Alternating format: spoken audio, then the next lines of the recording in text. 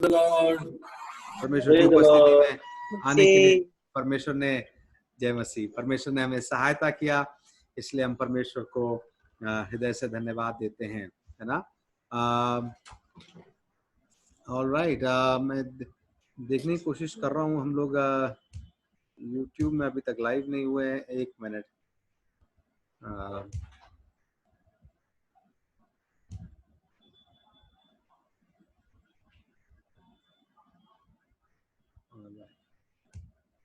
आशा करते हैं आप लोग सब ठीक है।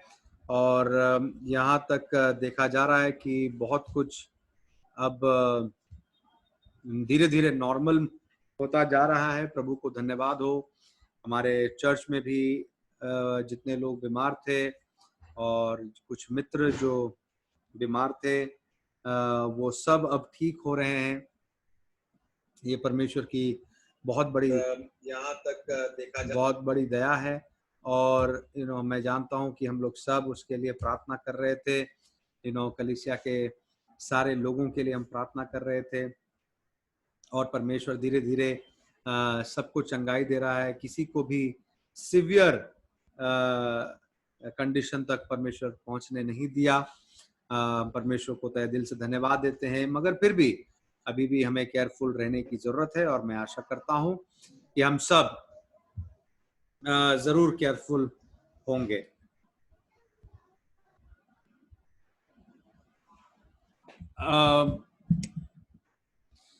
आज हम लोग फिर से अपने अध्ययन को शुरू करेंगे और जितने लोग आ चुके हैं उन सभी को मैं धन्यवाद देना चाहता हूं। आज हम उन सारे सवालों को हम लोगों ने देखा।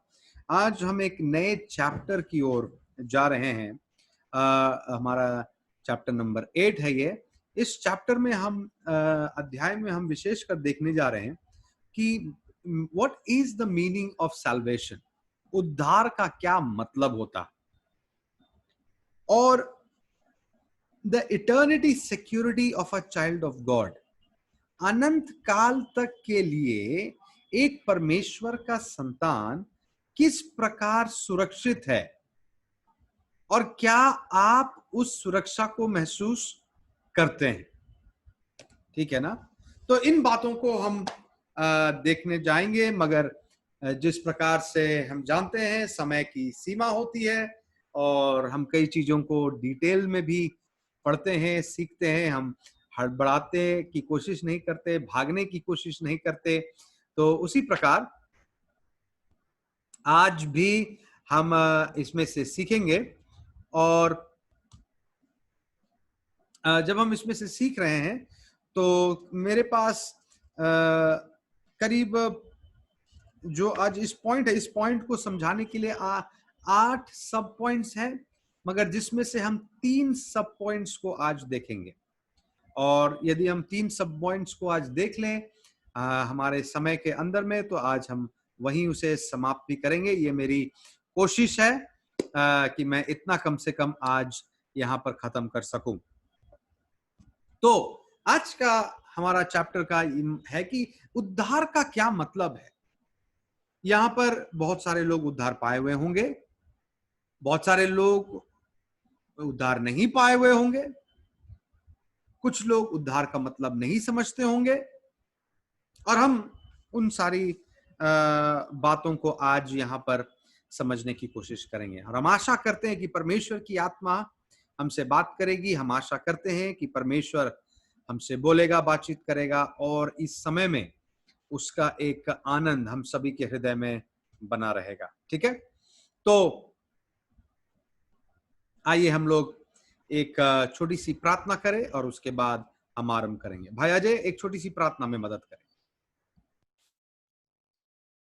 स्वर्गीय सामर्थ्य खुदावन, धन्यवाद देते हैं प्रभु जी आज की शाम के लिए। खुदावन प्रभु जी, ऑनलाइन के माध्यम से आपका वचन से कुछ बातों को सीखने के लिए हम सभी को जूम ऐप के माध्यम से खुदावन हम लोग को उपस्थित किए, आपका धन्यवाद करते हैं। आपके पवित्र आत्मा का उपस्थिति को मांगते हैं खुदावन। आपका पवित्र दास को आपका पवित्र हाथ में समर्पित करते हैं। सर से लेकर पांव तक अभिषेक करना। जो भी वचन की बातें हमारा बीच में सिखाएंगे खुदावन, और वचन को हम लोग सीखने पाए, समझने पाए, और प्रभु जी सीख करके समझने वाला ही नहीं, लेकिन उससे फल लाने वाला व्यक्ति बनने के लिए आप सहायता और मदद कर। आपका राज्य के लिए फल लाने वाला व्यक्ति हो जाने के लिए आप सहायता और मदद कर परमेश्वर। प्रभु जी हमारा मनों को आपका हाथ में समर्पित करते हैं, वचन में कंसंट्रेशन लगाए रखने के लिए आप सहायता और मदद कर, ताकि हम लोग आपकी आत्मा का उपस्थिति को महसूस कर सके और आपकी स्तुति और प्रशंसा को कर सके। तमाम जुड़े हुए लोगों को आपका पवित्र हाथ में समर्पित करते हैं, चाहे यूट्यूब में क्यों ना हो, चाहे जूम के माध्यम से, सभी कोई को आपका पवित्र हाथ में समर्पित करते हैं, उनको अपना अधीन में लेते हैं। यीशु के नाम से प्रार्थना मांगते हैं पिता, आमीन। आमेन, आमेन। थैंक यू, धन्यवाद। अच्छा, आज जब हम इस क्लास को आरंभ करते हैं, हम इस बात को सोचेंगे, क्या इस संसार में कोई ऐसा चीज है जो उद्धार से बढ़कर हो? और यदि कुछ है तो क्या हो सकता? उद्धार से बढ़कर, कि हम उद्धार मतलब हम बच गए, बचाए गए, है ना? उद्धार मतलब हमारा उद्धार हो गया, हम बचाए गए हैं, हम प्रभु को जान लिए, हमने सच्चे ईश्वर को जाना, हम बच गए का मतलब हमारे पाप क्षमा हुए, बच गए का मतलब हम अनंत काल के लिए बच गए हैं। मगर क्योंकि हमारी संसार की जीवन खत्म होने के बाद भी हमारी आत्मा प्रभु में जीवित रहेगी। क्या इससे अधिक, इससे सुंदर कोई बात हो सकती? तो हम सोचते हैं कि हां, इससे सुंदर सिर्फ एक बात हो सकती है, और वो ये है कि उद्धार पाए हुए लोगों का परमेश्वर पर विश्वास और ये उद्धार का आनंद और उद्धार का उद्धार में दृढ़ रहना, मेरे ख्याल से उद्धार का आनंद या हियाव या विश्वास मेरे ख्याल से उद्धार से बड़ा हो सकता। इससे बड़ा और कुछ नहीं हो सकता। उद्धार सबसे बड़ा है। यदि उद्धार से कुछ बड़ा है तो उद्धार का आनंद बड़ा है। क्या उद्धार के आनंद से कुछ बड़ा हो सकता है? उद्धार के आनंद से बड़ा फिर यही हो सकता है कि हमें यह विश्वास हो कि ये उद्धार जो हमें दिया गया है, ये उद्धार हमसे कभी भी वापस नहीं लिया जाएगा। मेरे ख्याल से ये विश्वास होना कि जो उद्धार मुझे प्रभु यीशु मसीह में मिला है, ये उद्धार मुझसे छीना नहीं जाएगा, मुझसे वापस नहीं लिया जाएगा। ये विश्वास होना मेरे ख्याल से सबसे बड़ी बात होगी। हमारा उद्धार से बड़ा कुछ नहीं है। और आज हमें ये बात अपने आप को रोज याद दिलाने की जरूरत है, हर दिन याद दिलाने की जरूरत कि हमारी उद्धार से बढ़कर और क्या इस संसार में। बाइबल बताती है खाली हाथ हम आए थे, कुछ नहीं लेकर हम आए थे, खाली हाथ ही हम इस संसार से जाएंगे। चाहे आप 10 रुपया कमाते हो, चाहे आप 10 लाख कमाते हो, बात सबके लिए बराबर है। खाली हाथ हम आए थे, खाली हाथ इस संसार को छोड़कर हम जाएंगे। 2 रोटी आप भी खाते हैं, 2 रोटी वो भी खाते हैं जो बहुत अमीर है। कोई सोना और चांदी खाता नहीं है। आपको भी सोने के लिए उतना ही जगह चाहिए, उसको भी सोने के लिए उतना ही जगह चाहिए। आपके सर के ऊपर में भी छत है, उसके सर के ऊपर में ही छत है। मगर इन सबसे बड़ी बात क्या है? इन सबसे बड़ी बात यह है कि हम उद्धार को पाए।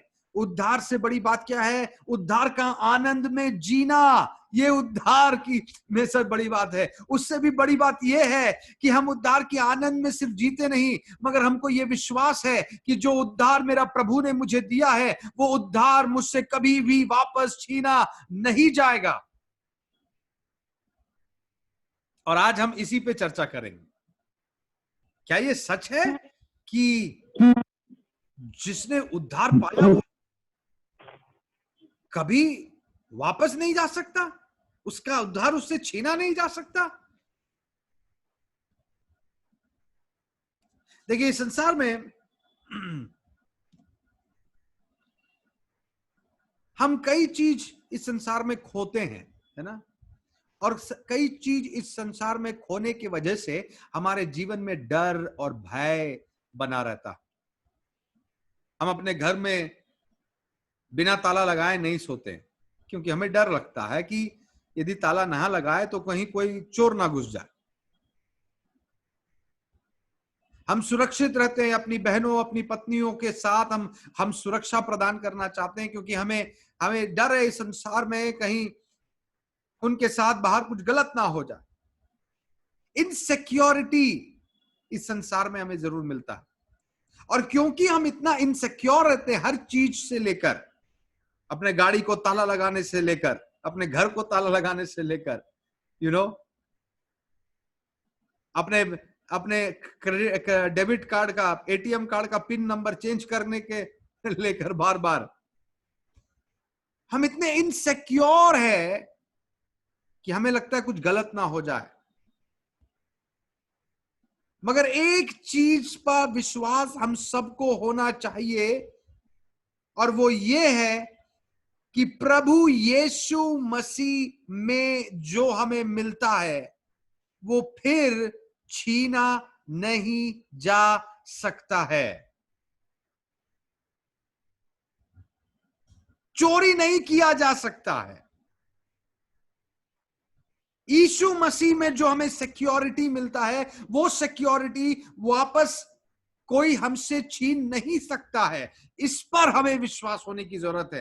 तो संसार के सदृश ना बनो, है ना? कई बार संसार के सदृश, संसार की सोच को अपने जीवन में बसने मत दो, रूल मत करने दो, मगर परमेश्वर पे हमें विश्वास करने की जरूरत है। परमेश्वर का वचन कहता है परमेश्वर का प्रेम जो है वो अनकंडीशनल प्रेम है, बिना किसी कंडीशन के साथ परमेश्वर ने हमसे प्रेम किया। क्योंकि जब परमेश्वर हमसे बिना कोई कंडीशन का प्रेम करता है तो वो अपने स्वभाव में सत्य खड़ा रहता है। He stand true to his own character. परमेश्वर का प्रेम कैसा है? अनकंडीशनल। अनकंडीशनल का क्या मतलब है? उसको, उसके प्रेम, आप उससे प्रेम करें या ना करें फिर भी वो आपसे प्रेम करता था, करता है, और आपसे वो प्रेम करता रहेगा। ये उसका अनकंडीशनल प्रेम है।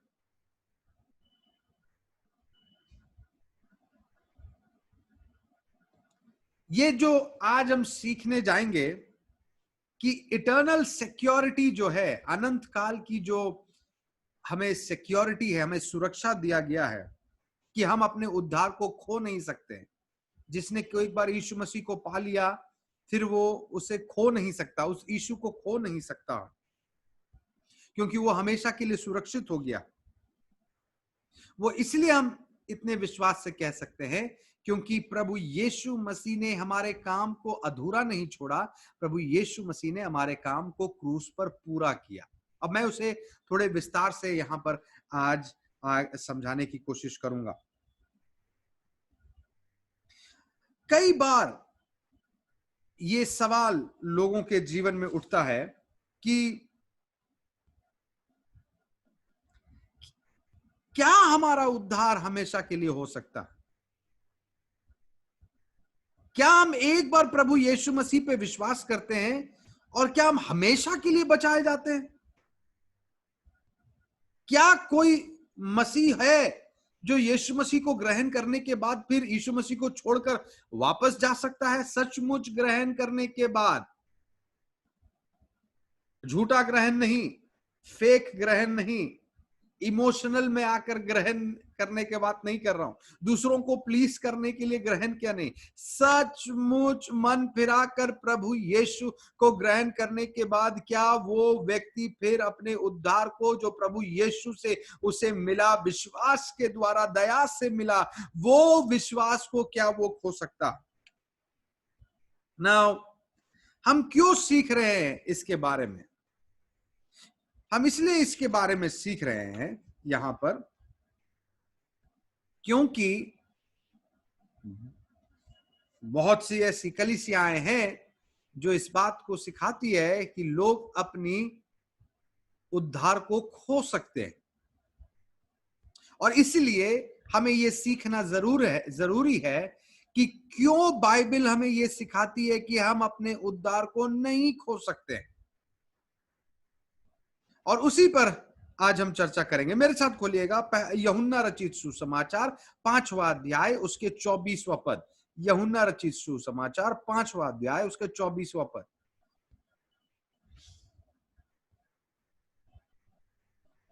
मैं तुमसे सच सच कहता हूं, जो मेरा वचन सुनकर मेरे भेजने वाले पर विश्वास करता है, अनंत जीवन उसका है और उस पर दंड की आज्ञा नहीं होती, परंतु वो मृत्यु से पार होकर जीवन में प्रवेश कर चुका है। मैं तुमसे सच सच कहता हूं, जो मेरे वचन को सुनकर उस पर विश्वास करता है जिसने मुझे भेजा है, प्रभु यीशु मसीह का वचन है, वो क्या पाता है? अनंत काल का जीवन को पाता है। ध्यान दीजिएगा, अनंत काल का जीवन को प्राप्त करता है। कौन प्राप्त करता है अनंत काल का जीवन?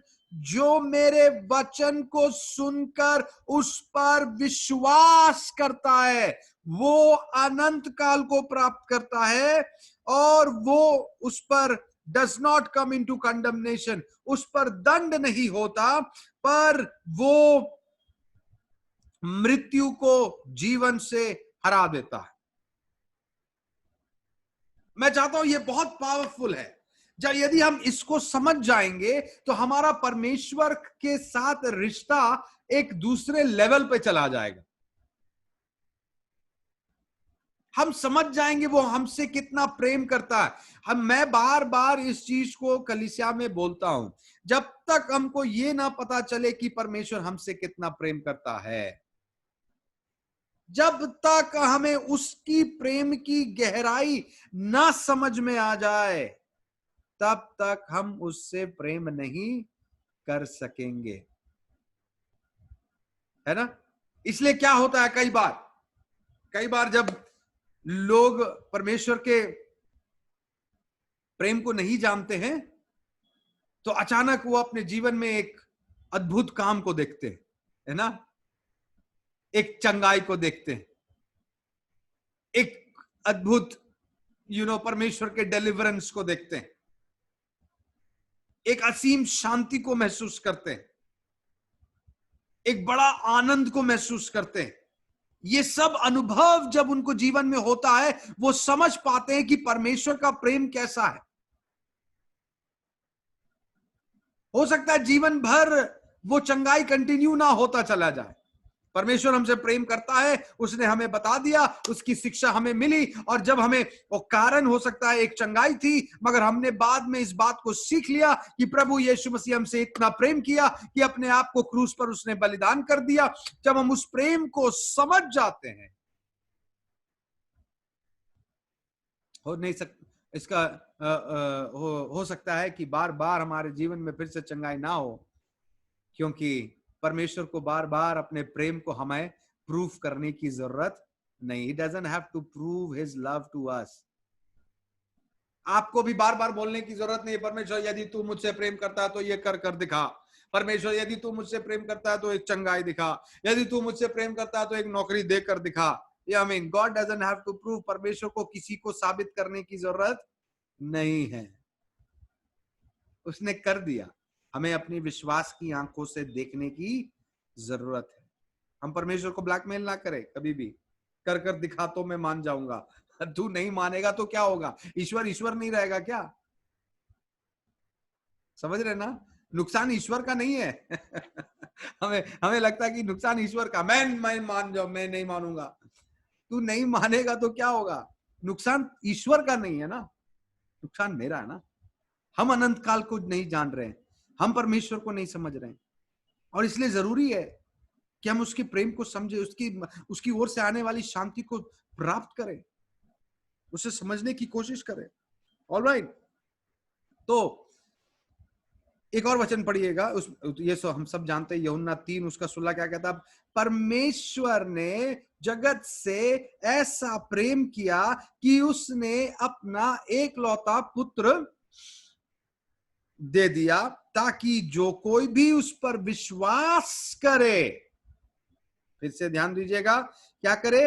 विश्वास करे, वो नाश ना हो पर जीवन को प्राप्त करे। यूहन्ना 5:24 में हमने पढ़ा था, क्या पढ़ा था? हमने पढ़ा था थोड़ी देर पहले, उसमें लिखा था, कोई मेरे वचन में जो मुझे भेजता है, मेरे वचन के द्वारा उस पर विश्वास करे, तो वो अनंत काल के जीवन को प्राप्त करेगा। तो कब एक व्यक्ति को अनंत काल का जीवन मिलता है? फिर से मैं पूछता हूं, कब एक व्यक्ति को अनंत काल का जीवन मिलता है? जब यीशु मसीह पर विश्वास करता, जब वो विश्वास करता है, विश्वास करता है। अच्छा, इस पे और भी वचन हैं, बहुत इंटरेस्टिंग वचन सब है, हम उसे देखेंगे धीरे। तो जैसे ही आपने विश्वास किया, जैसे ही उसके वचन आपके कानों में, विश्वास वचन से उत्पन्न होता है, वचन के सुनने से उत्पन्न होता है। जैसे ही आपने उस पर विश्वास किया, बाइबल का वचन कहता है, अब तुम में दंड की आज्ञा नहीं। अब क्या की जाएगी? तुमने मृत्यु को हराया, जीवन को प्राप्त किया, अनंत काल को तुमने प्राप्त कर लिया। इसलिए आज मुझे सुनने वाले जितने लोग यहां पर हैं, उन सब से परमेश्वर का वचन हम यही कह रहा है कि तुमने यदि मुझ पर विश्वास किया है, तुम अनंत काल के भागीदार बन चुके हो, बन चुके हो। क्योंकि परमेश्वर ने तुम्हें अनंत काल कब दिया? जब तुम अच्छे हो गए थे, पूरा पवित्र हो गए थे, या तुम्हारा स्वभाव बहुत अच्छा हो गया था, क्या तब परमेश्वर पर तुमने विश्वास किया? नहीं। विश्वास तुमने कब किया प्रभु पे? तुमने विश्वास तब किया प्रभु से जब तुम्हारा जीवन अच्छा नहीं था, पाप में जीवन था, प्रभु के बिना जीवन था, प्रभु के खिलाफ तुम जीवन जी रहे थे। उस वक्त हमने प्रभु पर विश्वास किया, और बाइबल बताती है, जब तुमने विश्वास किया तब तुमने अनंत काल को पा लिया। मैं सोच कर देखिए, जिस प्रकार से लोग कहते हैं उसके हिसाब से थोड़ा देर सोच के देखते हैं कि लोग कहते हैं, मतलब कुछ लोग, अधिकतर लोग, बाइबल तो मैं दिखाऊंगा उन वचनों को, और बहुत सारे स्कॉलर्स और बहुत सारी चर्चेस इस बात को मानती है कि हम एक बार जब बच गए तो हमारे उद्धार को छीन नहीं सकता, और उसे हम प्रूव करने की कोशिश कर रहे हैं यहां पर, है ना। अब मैं सोचिएगा, कोई एक व्यक्ति 10 साल से मसीह है या 50 साल से मसीह है, कोई एक व्यक्ति 10 साल से मसीह है या 50 साल से मसीह है, और मान लेते हैं थोड़ी देर के लिए कि उसने अपने उद्धार को खो दिया, मान लेते हैं कि उसने अपने मरने से पहले अपने उद्धार को खो दिया और वो मर गया, तो फिर इसका क्या मतलब है? अनंत काल कहां गया उसका? और ये वचन का क्या मतलब है? जो वचन उससे कहा गया, या परमेश्वर का वचन, प्रभु यीशु मसीह का वचन कहा गया, यदि तुम मुझ पर विश्वास करोगे, और कुछ कहा गया क्या? और कुछ इसके अलावा? मेरे भेजने वाले पे विश्वास करोगे। मत्ती 3:16 कहता है परमेश्वर ने जगत से ऐसा प्रेम किया कि जो कोई उस पर विश्वास करेगा। इसके अलावा कुछ जोड़ा गया क्या? विश्वास प्लस कुछ कार्य, तुम्हारा कार्य इक्वल्स टू हेवन, ऐसा कहा गया है क्या? विश्वास प्लस तुम्हारा वर्क इक्वल्स टू अनंत काल, ऐसा कहीं भी लिखा है? नहीं। क्या लिखा हुआ है? विश्वास प्लस व्हाट? नथिंग। विश्वास प्लस जीरो, विश्वास प्लस कुछ नहीं इक्वल्स टू जीरो। ये परमेश्वर की दया, परमेश्वर का वायदा। इसलिए हम कार्यों पर, कार्य जरूरी है जो हमारे विश्वास को दर्शाती है, उस पर मैं नहीं जाना चाहता हूं आज। मुझे छोड़ दीजिए वहां, मुझे आप गलत मत समझिए, ठीक है ना? आप यहां समझने की आज कोशिश करें। मैं कार्यों पे बहुत प्रचार करता हूं, पाप पर बहुत प्रचार करता हूं। मैं वो प्रचारक में से नहीं हूं जो पाप को छुपा कर रखता हूं, और आप जानते हैं इस बात। मगर हमारा अनंत काल का जीवन हमारे कार्यों पे आधारित नहीं है, इस बात को हमें समझना जरूरी है। क्यों? क्योंकि वचन थोड़ी देर में हम निकालेंगे। वचन हमें बताता है ताकि हम कभी भी अपने कार्यों पर घमंड ना कर सके कि हम उस राज्य में जाने योग्य बन गए हैं। घमंड,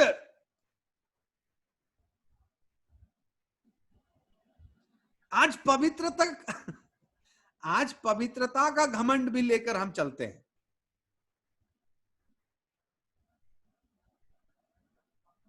पवित्रता का घमंड। और देखिए, मैं आज भी बात कर रहा था अपने पास्टरों के साथ में, और मेरे ख्याल से यहाँ पे थोड़ा हम लोग खुल के बात भी कर सकते हैं। हमारा परिवार है, ऐसे भी जूम में खुलने का मौका ही नहीं मिलता है, पता ही नहीं रहता कौन देख रहा है कौन सुन रहा है। मगर आज थोड़ा खुल के बात करते हैं ना। मैं बोल रहा था कि हमारा एक कलीसिया यहाँ पर जो जो बढ़ रहा है, प्रभु के नाम की धन्यवाद हो सारी बातों के लिए, और सारी महिमा परमेश्वर को मिले। मेरी बात वो नहीं, मेरी मतलब ये है कि हमारे कलीसिया में कितने नए अगुए बनते चले जा रहे हैं, आप देखिए, है ना? थर्सडे आप मेरा चेहरा देखते हैं क्योंकि मैं बाइबल स्टडी लेता हूँ, ये मेरी जिम्मेदारी है। ये मेरी जिम्मेदारी है एज अ पास्टर, एक चर्च का पास्टर होने के नाते मेरी जिम्मेदारी है, तो मैं अपनी जिम्मेदारी को छोड़ नहीं सकता, है ना? और मुझे ये करना, मेरी जिम्मेदारी मुझे पूरा करना है, ये मेरा कर्तव्य है। संडे को मैं प्रचार करता हूं क्योंकि ये मैं सोचता हूं ये मेरी जिम्मेदारी है। हर संडे मैं कोशिश करता हूं कि मैं ही प्रचार करूं क्योंकि मुझे लगता है ये मेरा जिम्मेदारी है। इसलिए नहीं कि मैं ये दिखाना चाहता हूं असीम जीवन चर्च में कि मेरे अलावा और कोई यहां अगुवा नहीं है, और ऐसा आप सोचते भी नहीं। मैं अपने पास्टरों से बात कर रहा था कि हमारे चर्च में कितने अगुए हैं, आज देख लीजिए, और कितने जवान अगुए हर दिन बन रहे हैं, है ना? हमारे संडे में देख लीजिए, सैटरडे में देख लीजिए, फ्राइडे मीटिंग्स में देख लीजिए, कई बार आप लोग जो फोन करते हैं, है ना, आप लोग फोन करते हैं बात करने के लिए, बहुत कम लोग मुझे फोन करते हैं, है ना? ज्यादातर लोग पास्टर सैमुअल को फोन करते हैं। क्यों? क्योंकि वो अगुए हैं। कई लोग पास्टर डेविड को फोन करते हैं। क्यों? क्योंकि वो अगुए है ना? क्यों? क्योंकि हम लोग में से कोई भी ना पास्टर सैमुअल, ना पास्टर डेविड, ना पास्टर फिनी, हम में से कोई भी उस ताज को पहनने योग्य नहीं है। तो उस ताज को पहनने योग्य नहीं है। हम में से कोई भी अपने कार्यों के अनुसार स्वर्ग राज्य में नहीं प्रवेश करेंगे, है ना? हम भी दया से बचाए गए विश्वास के द्वारा, आप भी दया से बचाए गए विश्वास, हमारे सारे पास्टर लोग भी दया से बचाए गए विश्वास के द्वारा। तो फिर हमें ये धार्मिकता का झूठा घमंड करने की जरूरत क्यों कि मैं तुमसे अच्छा, मैं पास्टर हूं तो तुमसे अच्छा हूं? मैं सबसे बात नहीं करूंगा, सबके साथ नहीं बैठूंगा, सबको मैं आऊंगा तो सब आदर सम्मान मुझे देना, इसकी क्या जरूरत है। प्रभु यीशु मसीह होता तो क्या करता? प्रभु यीशु मसीह होता तो अपने सारे चेलों के पांव में बैठ जाता और उनके पांव को उठाकर धोना शुरू करता और कहता कि मैं सेवा लेने नहीं आया, मैं सेवा देने आया हूं।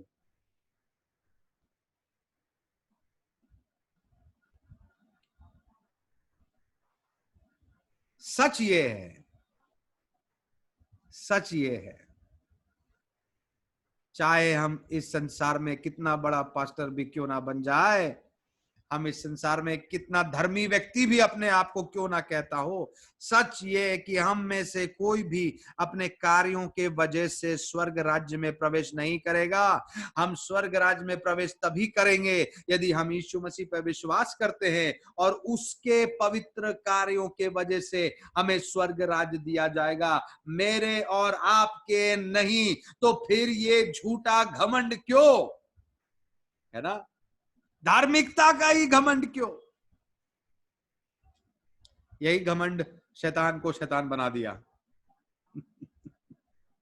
यही घमंड आज चर्चेस को तोड़ता है। यही घमंड ऊपर नीचे, कौन बड़ा है, कौन सीनियर है, किसका पोजीशन बड़ा है, ऐसी सारी बातों को करता, कौन छोटा है ना, किसका पोजीशन कम है, ऐसी सारी चीजों को हम लोग चर्च के अंदर में लेकर आ गए।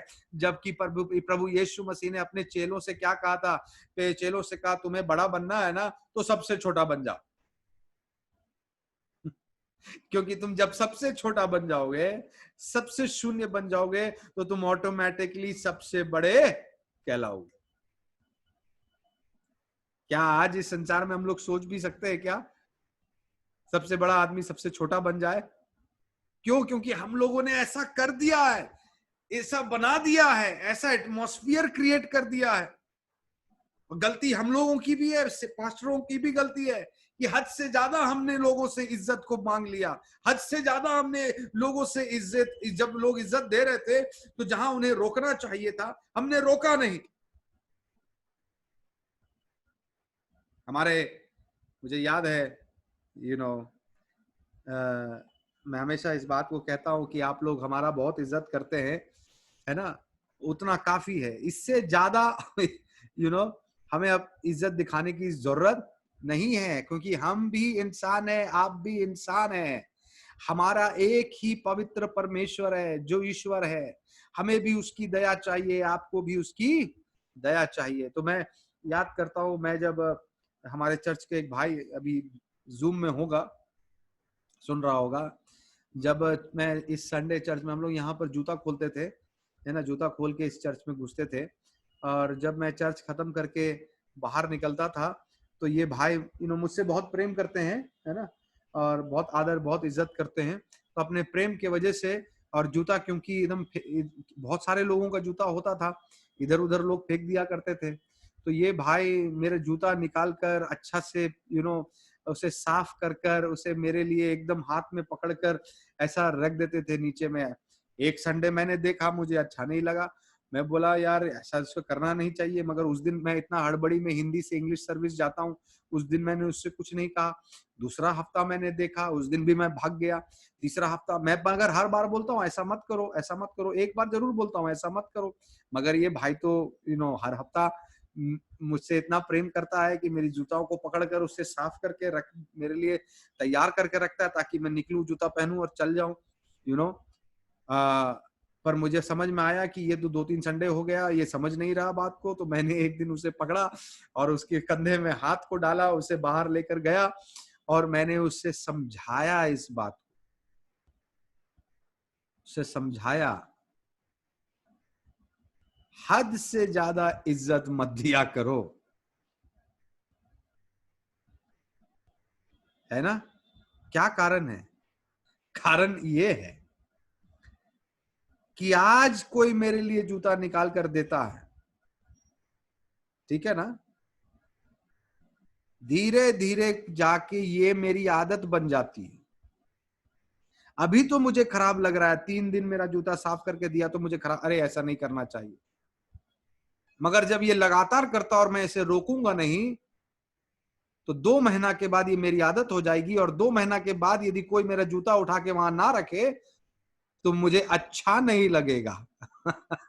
मेरी आदत क्या हो गया, 2 महीने के बाद, जो 2 महीना पहले मुझे जूता छूते साथ खराब लगता था, 2 महीने बाद यदि अब मेरा जूता उठाकर कोई रखा नहीं है, मैं आ रहा हूं, तो मुझे क्या हो गया इतना ही 2 महीना में? 2 महीना के अंदर जो चीज को रोकना था मैंने रोका नहीं, तो घमंड अब मेरे सर में चढ़ गया। आप समझ रहे हैं ना, घमंड। इसलिए हम सबका इज्जत करते हैं, और इज्जत बहुत म्यूचुअल थिंग है। हम आपका इज्जत करते हैं, आप मेरा इज्जत करते हैं, है ना? हम लोग दोनों एक दूसरे का इज्जत करते हैं। और ये काफी है। किसी भी इंसान को ईश्वर बनाने की जरूरत नहीं है, क्योंकि इंसान ईश्वर बन सकता है नहीं। कोई भी इंसान, चाहे वो 10 घंटा भी प्रार्थना करने वाला एक व्यक्ति हो, 10 घंटा प्रार्थना करने वाला एक व्यक्ति हो, तब भी याद रखना, वो अपने 10 घंटा की प्रार्थना को दिखा के स्वर्ग राज नहीं जा सकता है, मुमकिन नहीं है। बाइबल ये नहीं बताती, बाइबल बताती है जिस दिन तुमने विश्वास किया, तुमने उद्धार को पा लिया, और ये उद्धार परमेश्वर की दया थी जो विश्वास के द्वारा तुम्हें दिया गया। विश्वास तो एक जगह था जहां उस दया को परमेश्वर ने पकड़ने के लिए तुम्हें दिया। वो दया से तुम बचाए गए, अपने कार्यों से नहीं। इस बात को हमेशा याद रखना।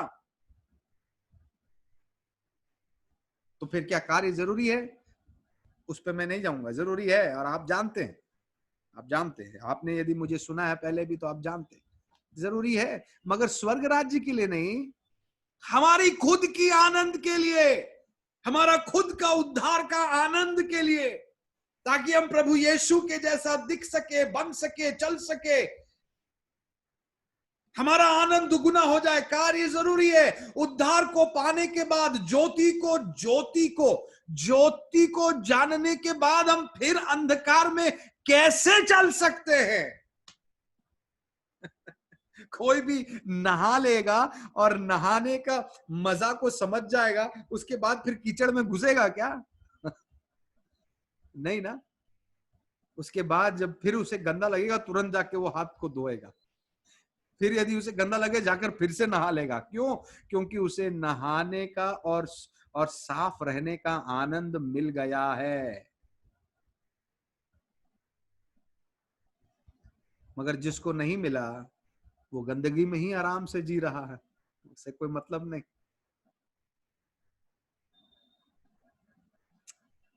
All right. तो मैं बोल रहा था कि it's a mutual understanding, it's a mutual respect, we respect each other. So आज हम लोग सीख रहे हैं कि जो लोग प्रभु पे विश्वास करते हैं, सच्चा विश्वास, उद्धार को पाते हैं। और जब वो उद्धार को पाते हैं, विश्वास कैसे करते हैं? वचन के सुनने से। ठीक है, विश्वास करते हैं। मैंने कई बार मैंने इस बात को लोगों से सुना है। जब नए लोग आते हैं तो वो प्रार्थना करवाने आते हैं। कई नए लोग प्रार्थना करवाने आते हैं, उन्हें सुसमाचार नहीं मालूम है, उन्हें पता भी नहीं क्या। तो कई बार हम लोग प्रार्थना करने से पहले बोलते हैं, तुम विश्वास करते हो? तो वो व्यक्ति क्या बोलता है मालूम है? हाँ हाँ करते हैं। अब क्या चीज पे विश्वास करते हो? हमने तो बताया ही नहीं क्या चीज पे विश्वास करते हो। फिर हमने बोले यीशु पे विश्वास करते हो? हाँ हाँ करते हैं पास्टर साहब, करते हैं। आप बस इसको ठीक कर दीजिए, आप जिस पे विश्वास करने बोलिएगा हम सब पे विश्वास करेंगे। है ना? ये बार बार होता। मगर सवाल यहां पर यह है कि क्या हमने उसे सुसमाचार बताया? तो सबसे पहले क्या करो? सुसमाचार बताओ। नहीं तो फिर वो क्या चीज पर विश्वास करेगा? उसको विश्वास करने के लिए हमने कुछ दिया ही नहीं। हम विश्वास करो तो ठीक हो जाएगा। हाँ हाँ भाई, उसको तो अभी चंगाई चाहिए, उसको तो अब तुम बोलो, कुछ भी बोलो, वो करने को तैयार है। क्या चीज पे विश्वास करेगा? हालांकि प्रभु दयालु है, कई बार लोग विश्वास नहीं भी करते, तब भी प्रभु अपना काम करता है, ताकि परमेश्वर अपने प्रेम को दिखा सके, दया को दिखा सके, और वो माध्यम बन जाए कि वो उद्धार को पाए। मगर फिर भी याद रखना, यदि वो नहीं जानता है तो हमारा मकसद सिर्फ प्रार्थना करके भेजना नहीं, हमारा मकसद उसको सुसमाचार सुनाकर भेजना। क्योंकि जब तक वो सुनेगा नहीं, बाइबल बोलती है जब तक वो सुनेगा नहीं वो विश्वास नहीं करेगा, और यदि वो विश्वास नहीं करेगा तो अनंत काल का जीवन उसको नहीं मिलेगा, कोई फायदा नहीं हुआ। तो हम लोग इस शिक्षा में कुछ 8 ऐसी बातों को देखने जा रहे हैं, 8 रीजंस, जिसमें से सिर्फ 3 मैं आज कवर करूंगा। ठीक है, 8 रीजंस को हम देखने जा रहे हैं कि क्यों हम प्रभु यीशु में सुरक्षित है, हमारा उद्धार सुरक्षित है, और क्यों हमसे ये छीनी नहीं जा सकती है। कोई हमसे छीन नहीं सकता उद्धार। हमने एक बार उद्धार पा लिया है, हमने हमेशा के लिए उद्धार पा लिया। Once saved, we are saved forever. I want you to listen this. Once saved, we are saved forever. एक बार हमने उद्धार पाया, हमने हमेशा के लिए उद्धार पा लिया।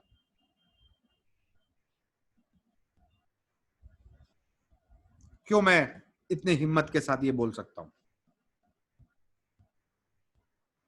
क्योंकि सबसे पहला पॉइंट, हमारा सबसे पहला पॉइंट यह है कि जब परमेश्वर हमें बचाता है, वो हमें उद्धार एक फ्री गिफ्ट के रूप में देता है, एक फ्री तोहफा के रूप में प्रभु हमें उद्धार देता है। कैसे? दया के द्वारा, थ्रू फेथ, दया से, विश्वास के द्वारा। ये एक फ्री तोहफा है। तो हमारा पहला पॉइंट है, when God saves us, he gives us the free gift of salvation by grace through faith. When God saves us, he gives us the free gift of salvation by grace through faith. जो English में लिख रहे हैं वो लिख सकते हैं, जो हिंदी में लिख रहे हैं। जब परमेश्वर हमें बचाता है, वो हमें ये मुफ्त का तोहफा देता है, और उसका तोहफा क्या है? उद्धार। कैसे मिलता है उद्धार? ये मुफ्त का तोहफा उद्धार हमें दया से विश्वास करने के द्वारा मिलता है। हमेशा याद रखिएगा, दया से विश्वास करने के द्वारा। हम कैसे बचाए गए? We are saved by grace through faith. हम दया से बचाए गए विश्वास करने के द्वारा। ठीक है, ये सिंपल टर्म है, हमको हमेशा याद रखिएगा ये चीज। पौलुस क्या कहता है? एफिसियों की पत्री, उसका 2 अध्याय, उसका 4 पद, 5वां पद और 8वां पद में पौलुस क्या कहता है हम देखेंगे। एफिसियों की पत्री 2 अध्याय, 4 पद, 5वां पद, 8वां पद। Ephesians chapter 2 verse 4, verse 5 and verse 8। परंतु परमेश्वर ने जो दया का धनी है, परमेश्वर जो दया का धनी है, धनी, धनवान है, क्या चीज का? दया का। हाँ, अपने उस बड़े प्रेम के कारण जिससे उसने हमसे प्रेम किया, जब हम अपराध के कारण मरे हुए थे तो हमें मसीह के साथ जिलाया। एक मिनट, कब हमें जिलाया? भाई अजय बताइए, हमें परमेश्वर ने कब जिलाया? जब हम अपराध के कारण मरे हुए थे। जब हम अपराधी थे, अपराध के कारण हम मरे हुए थे, मतलब हम अच्छे नहीं थे, है ना। आज जब सुनिए, आज जब हम किसी को तोहफा देते हैं, किसको देने का मन करता है आपको? किसी को मदद आप करते, किसको करने का मन करता है? देने का मन करता है, हाँ, उसको जो अपराधी है या उसको जो अच्छा है आपके नजर में? कोई तोहफा आप देना चाहते हैं, आप किसको दीजिएगा? किससे प्रेम कीजिएगा? अरे वो जो आपसे अच्छा है। मगर बाइबल बताती है परमेश्वर जो दया का धनी का मतलब क्या होता है? दया का धनवान का मतलब ऐसा दया जो आप और हम नहीं कर सकते, वैसा दया परमेश्वर करता है। और वो दया क्या है? जब हम पाप में मरे हुए थे, सुनिए, जब पाप में मरे हुए थे तब परमेश्वर ने हमसे प्रेम करके हमें जिलाया। आगे, अनुग्रह से ही तुम्हारा उद्धार हुआ है, हाँ, क्योंकि विश्वास के द्वारा अच्छा, यहाँ पे अनुग्रह ही से तुम्हारा उद्धार हुआ है।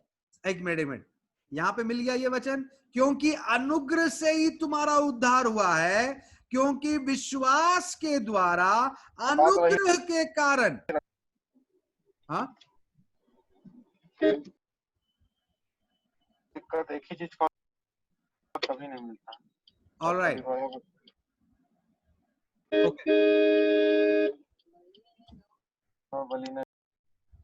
Okay, alright, Ajay continue.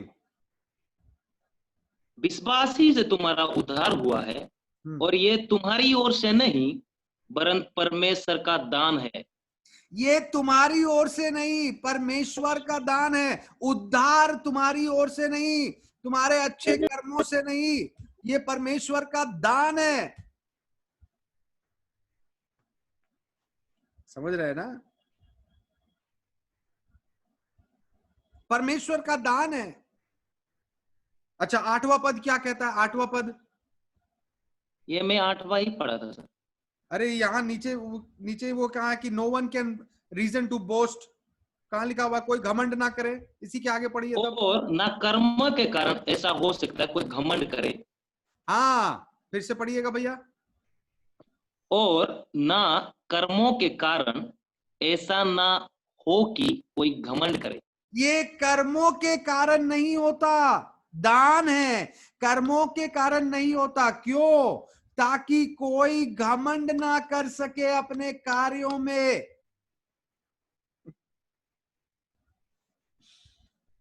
You see, यदि आप किसी से राह चलते किसी से पूछेंगे कि क्या आप अनंत काल जाएंगे परमेश्वर के राज्य में, क्या आप जाएंगे? तो यदि उससे समझ में आता, अच्छा हाँ हम प्रभु के पास, क्या आप स्वर्ग जाएंगे? ये स्वर्ग तो सब जानता है ना। हम पूछेंगे क्या आप स्वर्ग जाएंगे, तो जानते हैं उसका जवाब क्या होगा? हाँ जाएंगे। क्यों? यदि आप पूछेंगे क्यों, तो उसका क्या जवाब होगा? उसका जवाब होगा, मुझे लगता है कि मैं इतना तो कर लेता हूं, इतना तो जी लेता हूं कि स्वर्ग चला जाओ। है ना? क्या आप स्वर्ग जाएंगे? हाँ, मैं इतना तो कर लेता हूं कि मैं स्वर्ग चला जाऊं। मतलब इतना भी बुरा नहीं हूं मैं कि स्वर्ग न जा सकूं। मुझसे भी बुरा कितने लोग हैं, मुझसे भी बुरा कितने लोग हैं। मैं उतना बुरा तो मैं नहीं। देखिए कहां उसकी नजर है? उसकी नजर उसके कार्यों में है। मगर कई बार उद्धार पाने के बाद भी लोगों को यह विश्वास नहीं होता कि उन्होंने स्वर्ग को पा लिया है, यीशु को पा लिया, स्वर्ग को पा लिया है। वो पीछे अब मुड़ नहीं सकते, पीछे वो छोड़ेगा नहीं। अच्छा, यहां से हमने कहा वो दया का धनी है। उसने तब बचाया जब आप अच्छे नहीं थे, तब आपको बचाया जब आप अपराधी थे तब भी प्यार।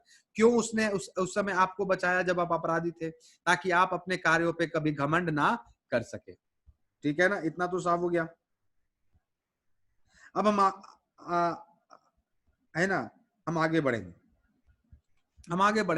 बाइबल यहाँ पे हमें साफ सिखाती है कि हमारा उद्धार परमेश्वर की दया से होता है, मगर विश्वास करने के द्वारा होता है, और विश्वास परमेश्वर के वचन से होता है। ठीक है ना? तो हम परमेश्वर पे विश्वास करते हैं।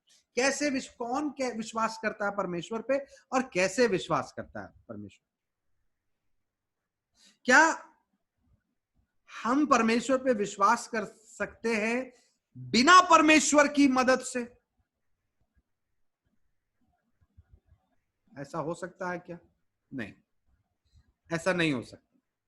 हम दया से यदि बचाए गए तो जब हम विश्वास करते हैं तो परमेश्वर को ही हमें मदद करना होता है कि हम विश्वास कर सके, ठीक है ना। वो कैसे होता है? जब पवित्र आत्मा हमारे मन में, हमारे हृदय में कहता है, क्या कहता है? जो तुम सुन रहे हो वो सच है, जो तुम सुन रहे हो वो सच है, इस पर विश्वास करो। जो तुम सुन रहे हो ये सच है, इस पर विश्वास करो। अपने मन, आप पास्टर के बोलने से थोड़ी विश्वास करते हैं। आपको क्या लगा कि कोई पास्टर आकर बोला था, कोई प्रचारक बोला था, और हम लोग भी तो ऐसे ही बोलते हैं कि हमने बचाया इसको, हमने बचाया उसको, हमने बचाया इसको, मेरे द्वारा ये बचा, मेरे द्वारा वो बचा। हम लोग भी ऐसे ही बोलते हैं। अरे हम किसको बचा सकते हैं? आप किसको बचा सकते हैं? किसी को नहीं। बचाने वाला तो प्रभु है ना। परमेश्वर ही बचाता। तो हम हमारे बोलने से नहीं, यदि प्रभु हमारे वचनों को उपयोग कर ले तो ये हमारे लिए इससे बड़ी परमेश्वर की आशीष हमारे लिए और नहीं हो सकती कि परमेश्वर हमारे वचनों को उपयोग कर ले। मगर उसके हृदय में जब वो वचन को सुनता है तो उसके हृदय में जब तक काम ना हो, जब तक उसके हृदय में पवित्र आत्मा उससे ना कहे कि ये सच्चा है, इस पे विश्वास करो, ये सच्चा है, इस पे विश्वास, तब तक वो व्यक्ति विश्वास नहीं कर सकता। आप जानते हैं ना, बाइबल में एक पाप है जो कभी माफ नहीं किया जाएगा, कहा गया है। जानते हैं ना आप? कौन सा पाप है? कोई बताएगा? जो पवित्र आत्मा का विरोध है ना। जो पवित्र आत्मा के खिलाफ पाप करेगा वो पाप कभी क्षमा नहीं किया जाएगा। तो कौन, वो कैसा पाप है? मतलब पवित्र आत्मा का खिलाफ कोई कुछ, क्या मतलब है उसका? क्या मतलब है? सुनिए, यदि कोई पवित्र आत्मा का इनकार करे और पवित्र आत्मा का आदर ना करे तो वो उसके पाप कभी क्षमा नहीं किए जाएंगे। इसका क्या मतलब है? इसका मतलब यह है कि जब पवित्र आत्मा तुम्हारे हृदय में कहता है, क्या कहता है शुरू में? यीशु सच्चा है, इस पे विश्वास करो, पाप से मुड़ जाओ। यदि तुम उसका उस समय इनकार कर दोगे और विश्वास नहीं करोगे तो क्या तुम्हारा उद्धार हो सकता है? क्या तुम्हारे पाप क्षमा हो किए जा सकते हैं? नहीं किए जा सकते, क्योंकि पाप क्षमा और उद्धार विश्वास करने से होता है। पवित्र आत्मा तो कह रहा है विश्वास करो, विश्वास करो, विश्वास करो। पवित्र आत्मा हमें प्रेरित कर रहा है, वचन दिया, दया दिखाया। पवित्र आत्मा हमें, यदि हम इसका इनकार करते हैं, यदि हम इसका इनकार करते हैं तो ये पाप फिर कभी क्षमा कैसे क्षमा होगा? विश्वास ही नहीं किए तो क्षमा कैसे होगा? इसलिए कहा जाता है पवित्र आत्मा का इनकार ये एक पाप है जो क्षमा नहीं किया जा सकता, है ना। एनीवेज, हम आगे बढ़ते हैं, है ना। तो इस प्रकार से उद्धार काम करता है। उद्धार कैसे काम करता है? उद्धार ऐसा काम करता है कि I put my faith in God's grace. परमेश्वर ने जो दया हमें दिखाई है उस पर हम विश्वास करते हैं। मगर जिस प्रकार हमने कहा, विश्वास हमें नहीं बचा रहा है, मेरा विश्वास हमें नहीं बचा रहा, मगर परमेश्वर का दया मुझे बचा रहा है। ये पहली बात है। हम परमेश्वर की दया से बचाए जा रहे हैं, अपने कर्मों से नहीं, परमेश्वर की दया से। और विश्वास भी जो है वो भी परमेश्वर की दया है जो हम कर सकते हैं। इसलिए हमेशा याद रखिएगा, मेरे कार्यों से नहीं, उसकी दया से हम बचते हैं।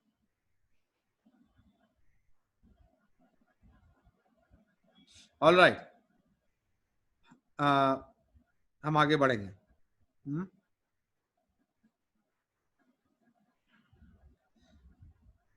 और ये दया इसीलिए भी इंपॉर्टेंट है समझने का, क्योंकि हम परमेश्वर की दया को डिजर्व नहीं करते। हमने कुछ ऐसा किया नहीं कि हम उसकी दया को डिजर्व करते। हम थे अपराधी, हमको मिलना चाहिए था दंड। हम थे अपराधी, हमको मिलना चाहिए था सजा। मगर परमेश्वर ने हम पे इतना दया किया, अपने वचन को सुनाया, मेरे हृदय को खोला, हमने विश्वास किया, हमको दंड के जगह में जीवन मिल गया, दंड के जगह पे जीवन मिल गया। मगर परमेश्वर कहता है तुम्हें तो दंड के बजाय में जगह मिल गया, मगर तुम्हारा दंड मैंने अपने ऊपर उठा लिया। बिना उठाए तुम्हें नहीं मिला, समझे ना? यदि बिना उठाए, बिना तुम्हारा दंड उठाए तुम्हें मिल जाता, तब फिर तो परमेश्वर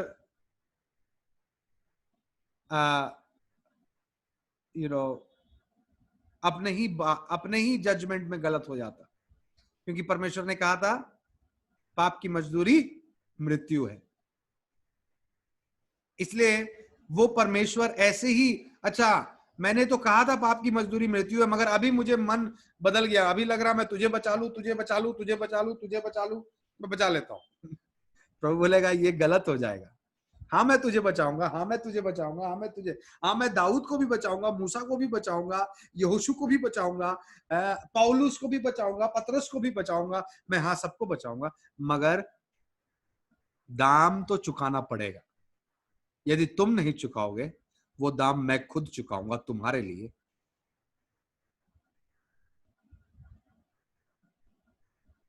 दाम तो चुकाना पड़ेगा, क्योंकि मैं अपनी बोली में गलत नहीं हो सकता।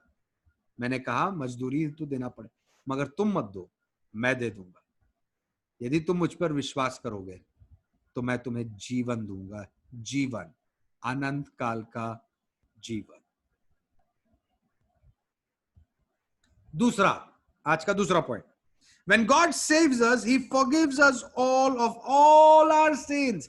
ये चीज, दूसरा पॉइंट मैं फिर से रिपीट करता हूं, थोड़ा धीरे धीरे जाता हूं, ठीक है? When God saves us, He forgives us all of our sins. जब परमेश्वर हमें बचाता है तो वो हमें हमारी सारी पापों से क्षमा देता है। ये सारी का क्या मतलब है? सारी पापों से क्षमा दे, इसे हम समझेंगे, ठीक है? जब परमेश्वर हमें बचाता है वो हमें सारी पापों से क्षमा देता। समझिएगा, बहुत लोग नहीं समझते इस बात को, और क्योंकि बहुत लोग नहीं समझते इस बात को, प्रभु का पूरा आनंद से वो अपने आप को दूर रखते हैं। वो नहीं समझ पाते इन सारी बातों को कि यीशु मसीह में मिला तो क्या मिला, इतना कुछ मिला। मेरा हाथ दिख रहा है ना, इतना ही मेरा हाथ जा सकता है क्योंकि स्क्रीन में इतना कुछ मिला, फिर भी हम इतना ही पे ध्यान देते हैं। इसे बढ़ाना होगा। यीशु में मिला तो क्या मिला?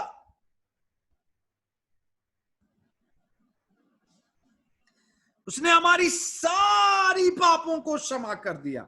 ओके, सारी पापों को क्षमा करने का मतलब क्या है? सारी पापों को क्षमा करने का मतलब यह है उसने तुम्हारे बीते हुए कल के पाप को क्षमा किया, उसने तुम्हारे आज के पाप को क्षमा किया, और सुनो ध्यान से, उसने तुम्हारे आने वाले सारे पाप को भी क्षमा क्रूस पर कर दिया।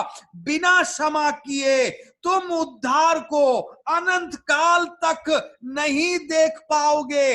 इसलिए परमेश्वर का वचन हमसे कहा गया है, जब तुम उसकी वचन पर विश्वास करते हो, ध्यान देना, विश्वास करते हो, तुम्हें अनंत काल का जीवन मिलता है। इतना कॉन्फिडेंस से प्रभु यीशु मसीह क्यों बोल रहा है?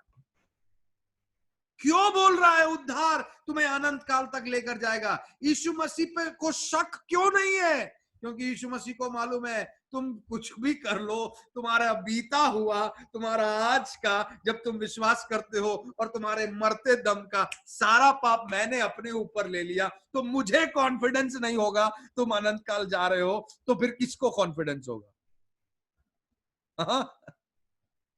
अरे मैंने ले लिया भाई, तुम्हारा बीता हुआ आज का, और तुम मरते दम तक जो जो पाप करोगे वो सब मैंने क्रूस पर ले लिया। तो क्या हम पाप करते चले जाएं? नहीं नहीं नहीं नहीं, उद्धार पाए हुए लोग पाप में आनंदित नहीं होते। उद्धार पाए हुए लोग पाप में आनंदित नहीं होते। तो गलत मत समझना, ठीक है। आज मैं पाप के बारे नहीं बोल रहा हूं, मगर बीच बीच में ये बोलना जरूरी है, क्योंकि कुछ लोग आधा सुनते हैं और बोलते हैं पास्टर फिन्नी बोले थे कि हमें आने वाले सारे पाप का क्षमा मिल गया, मतलब अब पूरा पाप करो, ऐसे भी क्षमा मिल चुका है। पास्टर फिन्नी ऐसा नहीं बोले थे। पास्टर फिन्नी बोले कि सच में यदि उद्धार मिला है तो उद्धार की आनंद में रहना सीखो, और उद्धार की आनंद में हम तब रह सकते हैं जब हम यीशु के जैसा जीने की कोशिश करते हैं। पाप में अब हमें आनंद आएगा ही नहीं। उद्धार पाए हुए लोग को पाप में आनंद आएगा क्या? नहीं आएगा। पाप में दुख होगा, क्योंकि वो उद्धार पा लिया है। यदि उद्धार नहीं पाया होता तो वो पाप में घमंड भी कर सकता था, मगर उद्धार एक बार पाने के बाद, ज्योति को देखने के बाद, अब वो गंदगी में उसे मजा नहीं आता है, उसे दुख होता है ना, दुख होता है, उसे खराब लगता है। हाँ, वो चलेगा। पाप में दुख लग रहा है, खराब लग रहा है, हम लड़ रहे हैं, हम हार रहे हैं, हम जीत रहे हैं, हम संघर्ष कर रहे हैं, ये सब चलेगा। मगर हम पाप में आनंदित है, उसका मतलब हमारा उद्धार ही नहीं हुआ है ना। समझ, आई होप आप समझ रहे। All right. परमेश्वर हमारे कौन कौन से पाप क्षमा करता है? सारे पापों को हमारा वो क्षमा करता है। प्रेरितों के काम 10वां अध्याय उसका 43वां पद। प्रेरितों के काम 10वां अध्याय उसका 43। उसकी सब भविष्यद्वक्ता गवाही देते हैं कि जो कोई उस पर विश्वास करेगा उसको उसके नाम के द्वारा पाप की क्षमा मिलेगी। जो कोई उस पर विश्वास करेगा उसे उसके नाम के द्वारा उसके पाप की क्षमा मिलेगी। एफिसियों 1 उसका 7।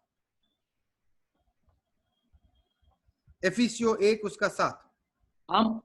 हमको उसमें उसके लहू के द्वारा छुटकारा अर्थात अपराध की क्षमा उसके उस अनुग्रह के धन के अनुसार मिला है।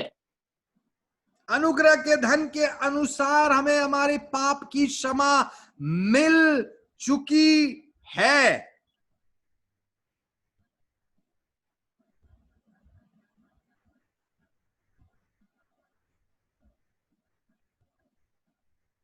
दो 2000 वर्ष पहले प्रभु यीशु मसीह ने हमसे कहा था, 2000 वर्ष पहले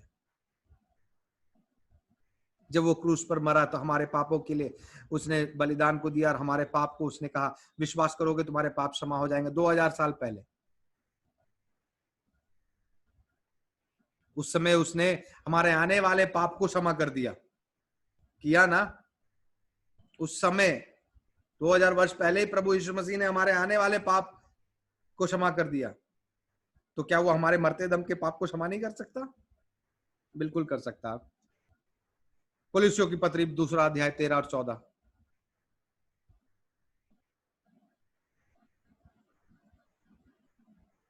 कुलुस्सियों की पत्री 2:13 और 14। 2:13 और 14।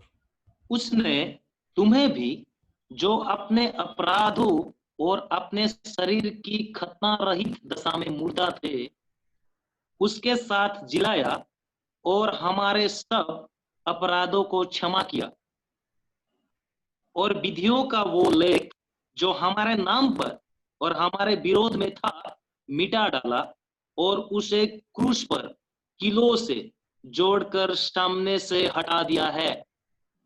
धन्यवाद। यशाया उसका 43 उसका 25।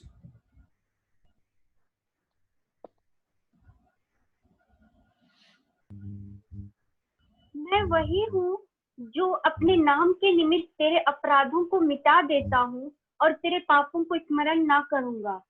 और मिटा देता हूं और तेरे पापों को मैं स्मरण ना करूंगा। मैं तुम्हें क्षमा सिर्फ नहीं करता, मगर मैं तुम्हारे पाप को याद भी नहीं करता। परमेश्वर का वचन सामर्थी वचन है। इब्रानी की पत्री 10वां अध्याय उसका 17 पद।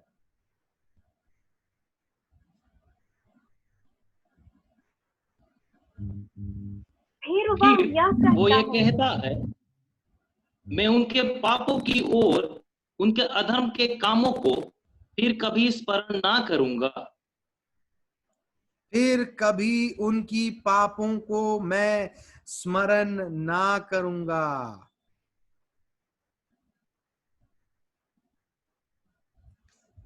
पापों को क्या नहीं करेगा? स्मरण नहीं करूंगा। तो फिर यहां सवाल उठता है, मैंने सुना है कुछ लोगों को कहते हुए कि स्वर्ग राज जाएंगे तब तुम्हारे सारे पाप सबको दिखाया जाएगा। अरे प्रभु का वचन कहता है प्रभु को स्मरण ही नहीं रहेगा, प्रभु क्या दिखाएगा? ऐसा नहीं कि प्रभु भूल जाएगा। स्मरण नहीं रहने का मतलब क्या है?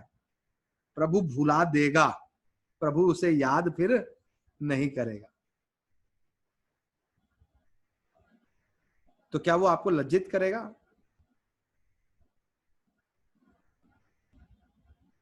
और वैसे भी लज्जित करना होगा तो प्रभु सबको लज्जित करेगा। मगर किसी को वो नहीं करेगा। क्यों? क्योंकि जिसने भी उस पर विश्वास किया है, उसने अपने आप को क्रूस पर बलिदान करके उसके पाप को अपने ऊपर लेकर तुम्हें क्षमा किया। और सुनिए, यदि परमेश्वर ने सिर्फ तुम्हारे बीते हुए पाप को क्षमा किया होता ना, तो फिर क्या होगा? आप में से जितने प्रभु के पीछे चल रहे, सच कहना, हृदय में हाथ रखकर कहना कि एक बार विश्वास कर लिया, उसके बाद मैंने आज तक कोई पाप नहीं किया है। पास्टर साहब, कोई नहीं कहेगा ना, कोई नहीं। कितना भी धर्मी व्यक्ति है वो भी नहीं कहेगा। बाइबल बताती है कि सबसे बड़ा धर्मी व्यक्ति भी यदि इस बात को कह दे कि मुझ में पाप नहीं, तो वो झूठ बोलता है। और झूठ तो पाप है ना।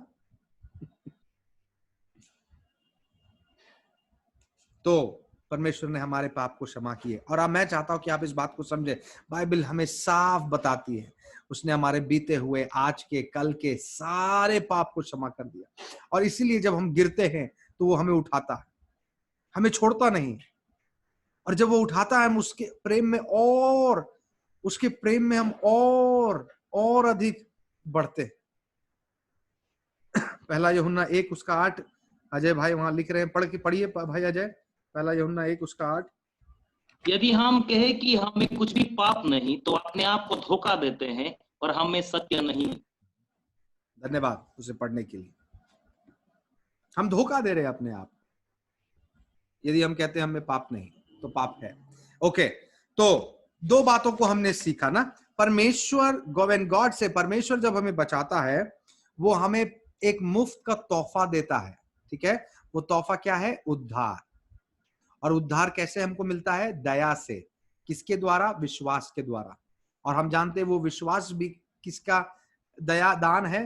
परमेश्वर का दान है, पवित्र आत्मा के द्वारा। हम विश्वास करते हैं और हमें उद्धार पाते हैं। फिर हमने क्या पढ़ा? जब परमेश्वर हमें बचाता है तो वो हमें सारे पापों से क्षमा करता, बीते, आज के और कल के। इसीलिए जब हम दूसरे व्यक्ति को, जो पाप में हो सकता है आपसे ज्यादा है, पाप में तो आप भी है, मगर दूसरा व्यक्ति मान लीजिए पाप में हो सकता है आपसे ज्यादा है, जिसको आप समझाने गए, आप कभी उसका न्याय ना करें। आप नम्र रहे। क्यों? क्योंकि आप पवित्र है नहीं कि उसका न्याय कर सके। समझ रहे ना? न्याय कौन कर सकता है? किसको अधिकार है न्याय करने का? सिर्फ और सिर्फ परमेश्वर को अधिकार है किसी का न्याय। क्यों? क्योंकि परमेश्वर पवित्र है। हम जब दूसरों को समझाए, इसलिए बाइबल कहता है अपने आप को भी चौकस रखना, कहीं ऐसा ना हो कि उसके समझाते समझाते तुम पाप में ना गिर जाओ। इसलिए तुम अपने आप को मजबूत रखना, तुम अपने आप को संभाल कर रखना। कभी न्याय करके मत समझाना, मगर इससे समझाना कि तुम भी उसके भाई हो, तुम भी पाप से संघर्ष कर रहे हो, वो भी पाप से संघर्ष कर रहा है।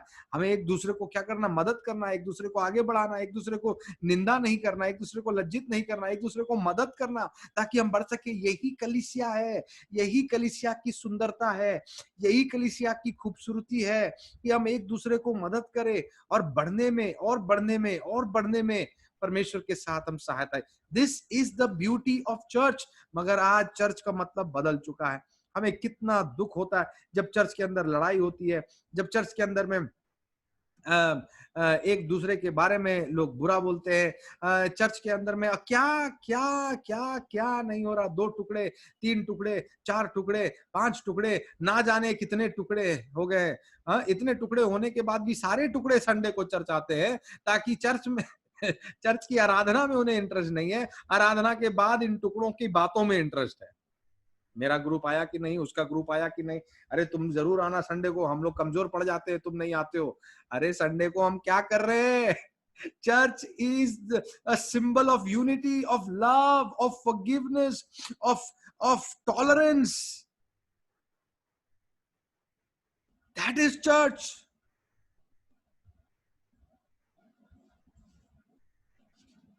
Let's try in at least amazing life. Let's try. I know it's difficult because we are not in a perfect world, but let's try at least in amazing life that we would help each other grow in the Lord. Let's try at least that nobody takes pride of whoever you are, and all other leaders, including me, all other leaders. आप यदि इस church में leader हैं, मुझे जोड़कर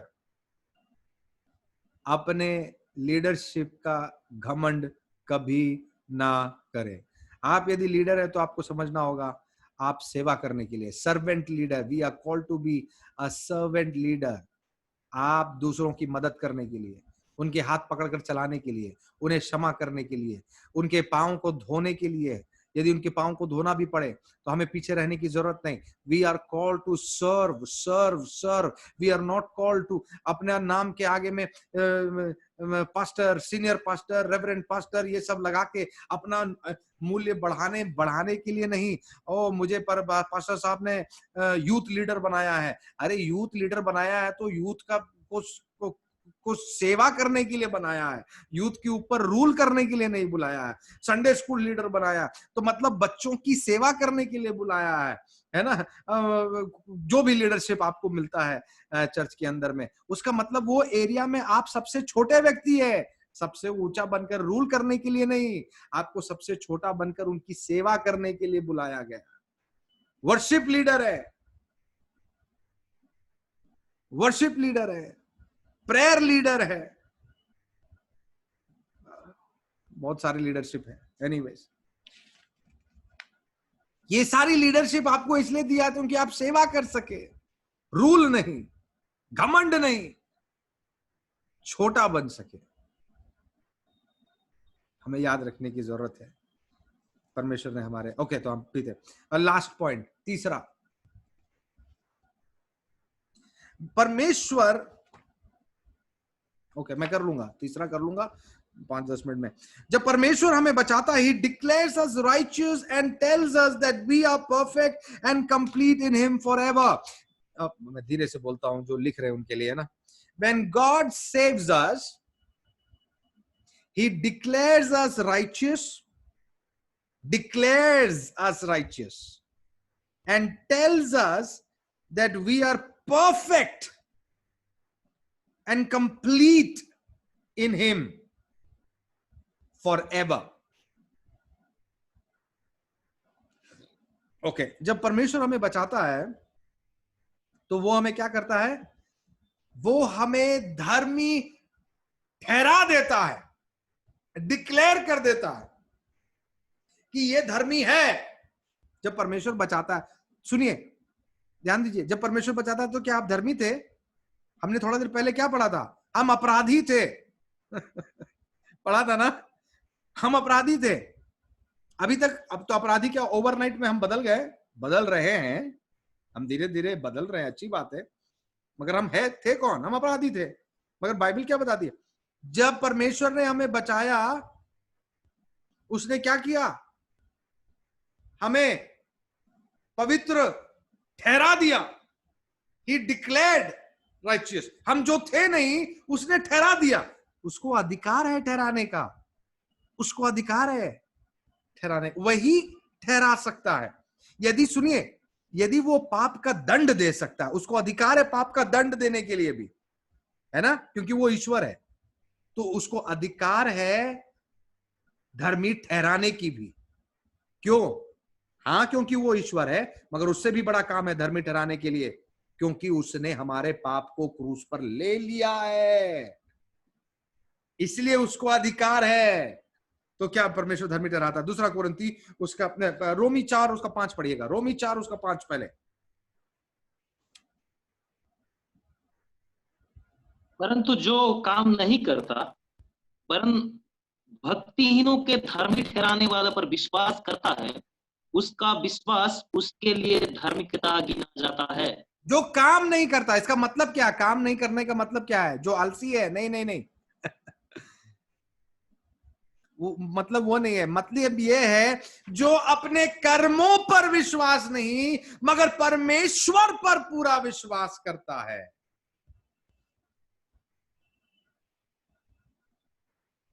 इसलिए मैंने कहा कि कोई राह चलते लोगों से एक बार पूछ लो, उससे क्या पूछ लो, उससे पूछ लो क्या तुम स्वर्ग जाओगे? तो बोलेगा इतना भी हम बुरे नहीं है, हम जाएंगे। वो कहां, उसका कहां है नजर? कहां है उसका नजर? उसके कर्मों में है। और बाइबल बताती है तुम में से कोई पवित्र नहीं, एक भी नहीं। यदि सच्चाई से देखा जाए तो थोड़े से भी पाप, यदि हम कह रहे हैं कि उतना भी हम बुरे नहीं है, मतलब बुरे हैं, उतना भी बुरा नहीं है, तो उसका मतलब कोई बुरा को स्वर्ग राज्य में जगह नहीं मिलेगा। क्यों? क्योंकि स्वर्ग राज्य परफेक्ट है, पवित्र है, वहां पाप का कोई बूंद नहीं जाएगा। वहां जाने के लिए तुमको परफेक्ट बनना पड़ेगा। और परफेक्ट तुम कैसे बनोगे, सिद्ध कैसे बनोगे? तो यीशु मसीह ही सिर्फ तुम्हें सिद्ध कर सकता है, उस पर विश्वास करके, क्योंकि उसने तुम्हारे लिए क्रूस पर मरा। अच्छा, फिर से 5:21, दूसरा कोरिन्थी 5:21, दूसरा कोरिन्थी 5:21।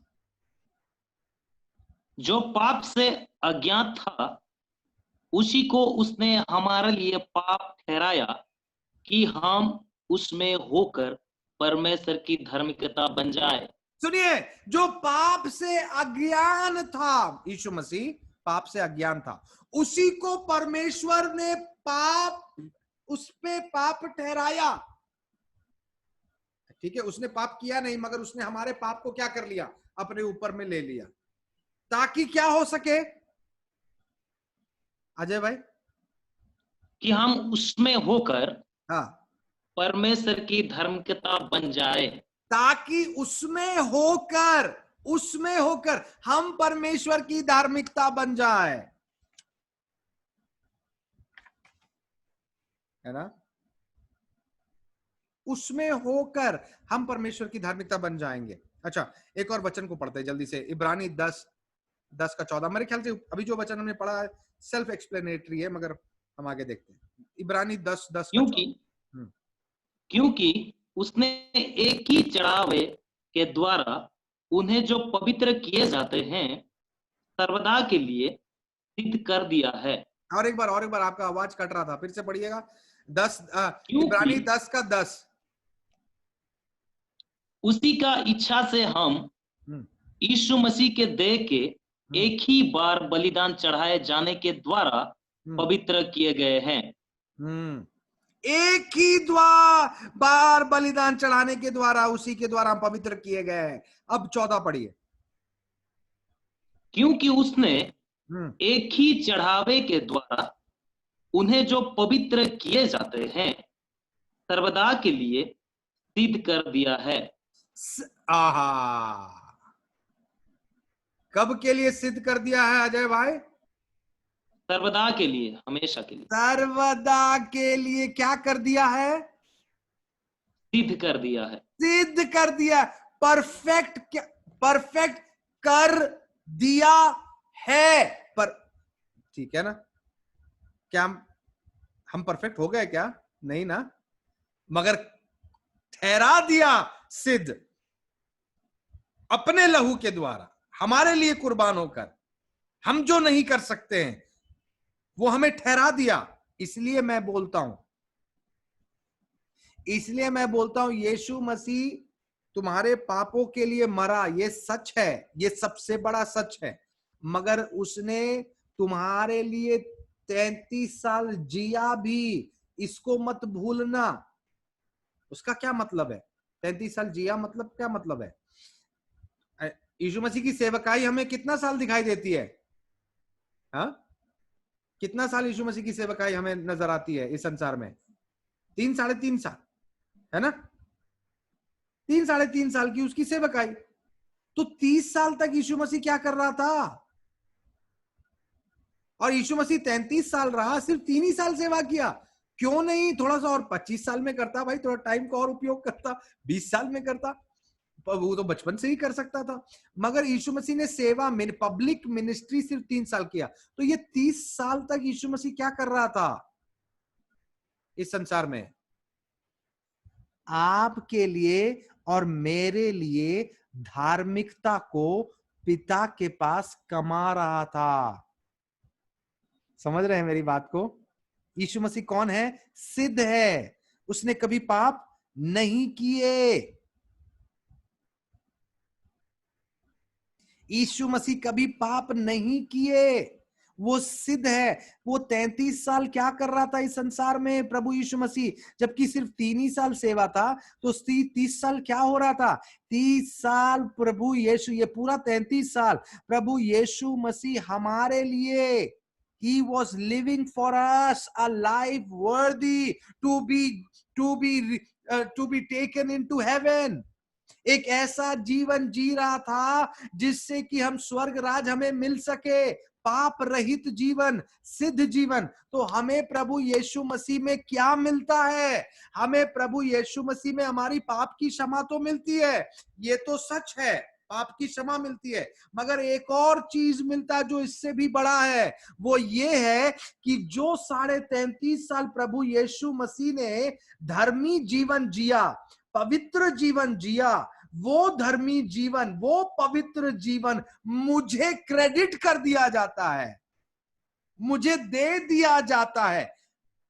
I don't deserve it, but because Jesus died for me and rose again, he not only forgives me from my sin, but he also gives me his righteousness that he earned for 33 years in this world.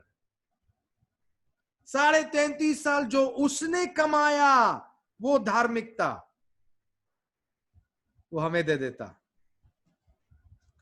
और इसीलिए जब पिता हमें स्वर्ग में देखता है, जब पिता फिन्नी को देखता है, तो पिता ये नहीं कहेगा अच्छा फिन्नी आ जाओ, बहुत साल मेरा सेवा किए इसलिए तुमको मैं जगह देता हूं। यदि प्रभु यीशु मसीह सिर्फ फिन्नी को देखेगा, सिर्फ फिन्नी को देखेगा, तो प्रभु यीशु परमेश्वर पिता कहेगा तुम यहां कैसे आ गए, तुम्हारा यहां कोई जगह नहीं है, यहां सिर्फ सिद्ध लोग आ सकता है, सिर्फ सिद्ध लोग यहां आ सकते हैं स्वर्ग राज में। मगर यदि फिन्नी स्वर्ग जाएगा यीशु मसीह के विश्वास के साथ, तो पिता जब फिन्नी को देखेगा तो क्या दिखाई देगा मालूम है? यीशु मसीह का सिद्ध कार्य और यीशु मसीह का लहू जिससे फिन्नी के पाप क्षमा हो गए। तो फिन्नी के पाप नजर नहीं आएंगे क्योंकि उसके विश्वास के द्वारा यीशु का लहू से उसके पाप क्षमा हो गए। और दूसरा, उसका अच्छा काम दिखाई नहीं दे रहा पिता को, क्योंकि उसका अच्छा काम कितना होगा, उसका अच्छा काम जितना भी होगा फिर भी सिद्धता को नहीं पहुंचेगा। स्वर्ग पाने के लिए सिद्ध होना जरूरी है। अच्छा काम को पहाड़ बनाने से सिर्फ नहीं होगा, सिद्ध होना जरूरी है। और सिद्ध जो है फिन्नी का कोई काम नहीं बनाएगा। इसलिए यीशु मसीह का काम मुझे दे दिया गया। It was credited to me. You know what happened when you are saved? Have you ever imagined? क्या आपने कभी भी ये विचार किया कि आपने उद्धार में पाया क्या है? सोचो, जो नहीं कमाया वो पाया। और अभी भी हम बोलते हैं यीशु के पीछे हम आ गए हैं, क्या मिला हमको? गाड़ी नहीं मिला, घर नहीं मिला, नौकरी नहीं मिली, क्या मिला हमको? उसको इतना मिला, इसको इतना मिला हमको। अरे बेवकूफ बोलना चाह रहा था मैं, ठीक है। अरे तुम्हें क्या मिला पहले समझने की कोशिश करो। जो तुमने कमाया नहीं वो तुम्हें दिया गया, धार्मिकता। चंगाई नहीं मिली तो रोने की जरूरत नहीं है। नौकरी नहीं मिली तो रोने की जरूरत नहीं है। प्रभु की जो इच्छा है वो होने दो, होने दो। मुझे मुझे क्या इसलिए मैं वो गाना बहुत पसंद करता हूँ। यीशु मिल गया मुझको, यीशु मिल गया तो जीवन में सब कुछ मिला। बस बस बस बस बस बस बस, यीशु मिल गया तो सब कुछ मिल गया।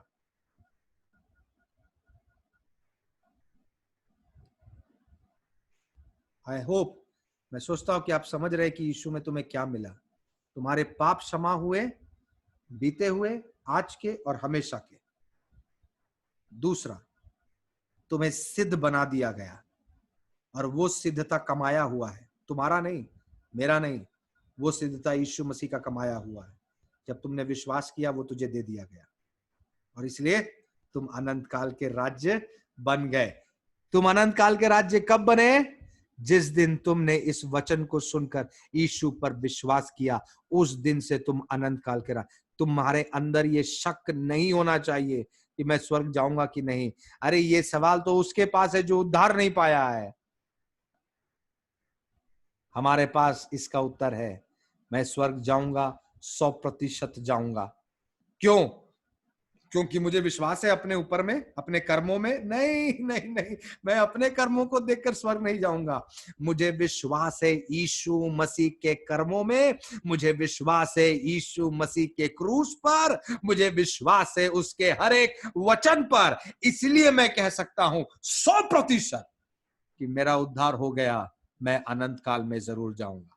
और ये विश्वास आपको भी होना जरूरी है, क्योंकि जब तक ये विश्वास नहीं होगा, पहला, जब तक आपको ये विश्वास नहीं होगा अंदर से, तब तक उसके समान जीना बहुत कठिन है। समझ रहे हैं ना?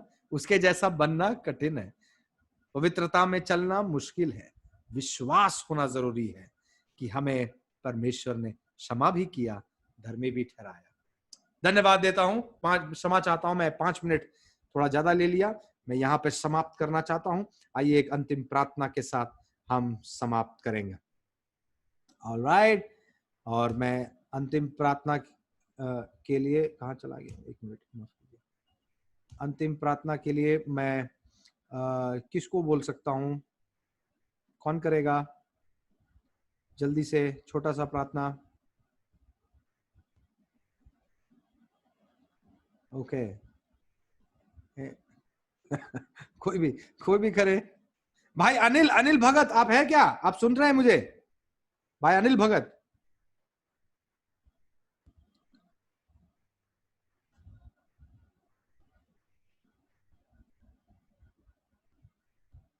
भाई अनिल भगत नहीं है।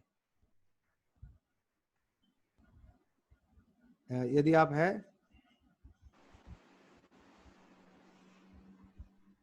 all right, no problem. Okay, we'll ask Sandeep, are you there? If you can pray.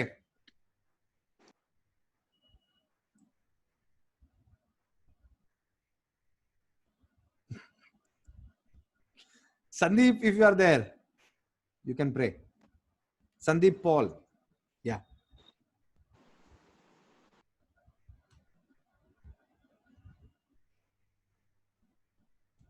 All right, no problem. Then we will have to ask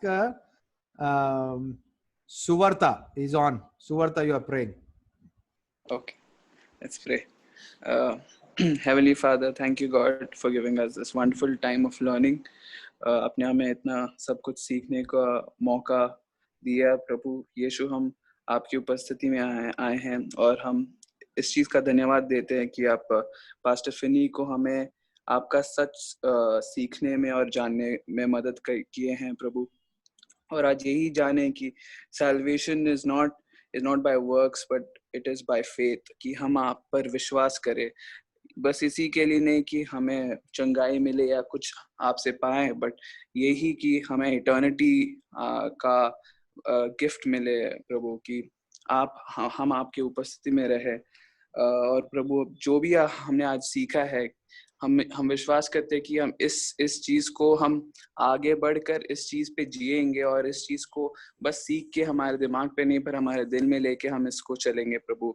और आशा करते हैं कि आज जो भी इस वचन को सुने हैं वो इस वचन से आशीषित होए और इस वचन से वो और आपकी तरफ आए और आपकी तरफ बढ़े विश्वास में प्रभु।